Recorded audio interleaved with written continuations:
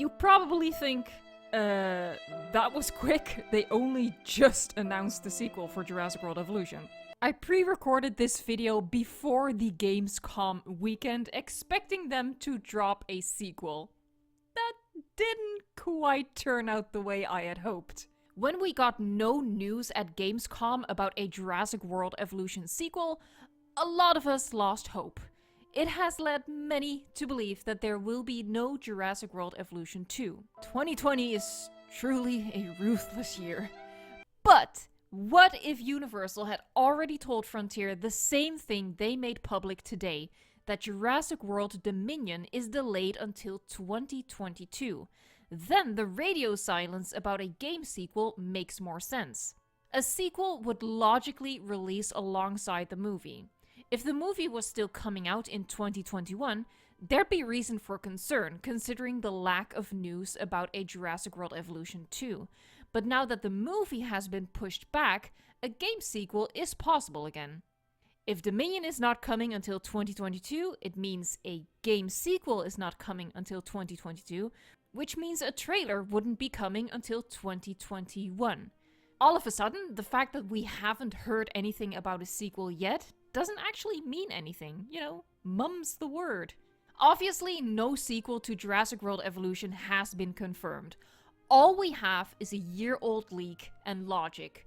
But to be fair, the leak has been proven to be credible, and the logic behind it is pretty solid too. However, I don't actually want to get into the discussion of whether a sequel is happening or should be happening, or if we're getting a DLC instead. For this video, let's just assume that a sequel is coming, and let's get into some wishful thinking. We've all spent a long time with Jurassic World Evolution at this point. We know what works, and we know what doesn't work. After 2 years, I've come to these 25 points that I consider most important for the sequel to have, on top of features that we already know and love in the current game. Let me know if you agree or disagree with my list, and I'd love to read your wish list as well, so comment that down below. If you need inspiration to keep yourself entertained with the current version of the game, consider subscribing to the channel. I have loads of videos with park building tips and inspiration so you can get the most out of your game. As the artist formerly known as Crazy Path Lady, first things first. We need more path types and colors, as well as elevated paths that can serve as bridges and walkways over enclosures. While I'm not the biggest fan of Planet Zoo overall, I do think that bringing Planet Zoo's modular system into the Jurassic World Evolution sequel would be best, as long as we also have a large selection of pre-made buildings that are also easy to recolor. Dinosaur should have better AI that includes behaviors like playing, protective and dominant behavior from the alphas, pack hunting, and also personality differences. Baby dinosaurs would be a great addition to naturally maintained populations and also cause a little bit of trouble when the population limit is exceeded.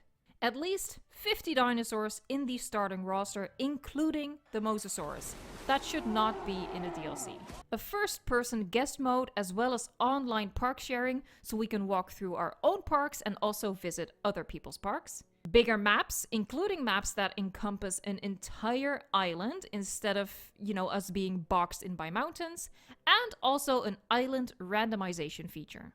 A huge selection of trees and rocks similar to Planet Zoo. Extensive terrain manipulation, again, like Planet Zoo, so we can actually create the type of epic landscapes that dinosaurs deserve. Access to Sandbox and all dinosaurs without first having to go through the campaign. Speaking of Sandbox, we should also have more Sandbox options than we do currently, like storm frequency and instant incubation, as well as a proper Site B mode. I would really love dinosaur skin customization comparable to the Isle and Path of Titans, with a randomization option that includes albinism and melanism. The guests in our park should feel more real, so they should have personalities and info tabs with their favorites. On top of being able to drive jeeps and fly helicopters, I want the ability to walk around as an ACU soldier and run the risk of being eaten. Please, no whiny staff like in Planet Zoo, because F those guys. The campaign would be better if it included more varied missions and contracts. Maybe it should also include a mission that is a little bit of a nod to Dominion, perhaps where dinosaurs have escaped in a city on the mainland and we have to retrieve them. A large collection of customizable signs, including a stop sign for staff-only sections. Please, oh please, do not add such a hideously big hitbox on items. In fact, just scrap the hitbox altogether so items can overlap. More exhibit barrier options like glass and painted concrete that we can add a pattern or background to, like a jungle background, so it doesn't stand out like a sore thumb in our smaller exhibits. Of course, very, very important and something we've been very, very vocal about wanting, more decorations. We want a lot of decorations, like statues, planters, and fountains.